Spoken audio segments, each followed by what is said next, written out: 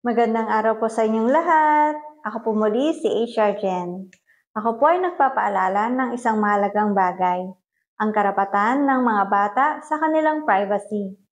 Ayon po sa Data Privacy Act of 2012, ang impormasyon ng mga menor de edad ay dapat pong pangalagaan, protektahan, at hindi basta-basta ibinabahagi. Ang mga sensitibong impormasyon ng mga bata ay ang kanilang buong pangalan, edad, address, paaralan, litrato, video, pati na rin ang health records o anumang personal data.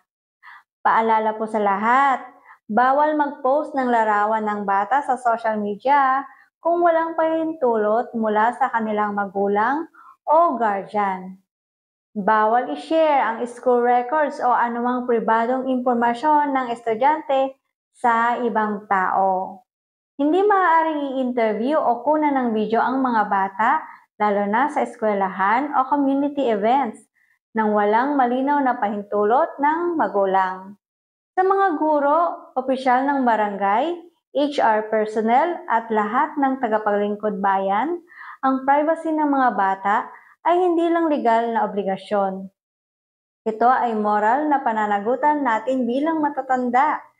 Kaya po, magsama-sama po tayong magbigay proteksyon sa kabataan sa pamamagitan ng maingat na paghawak sa kanilang impormasyon.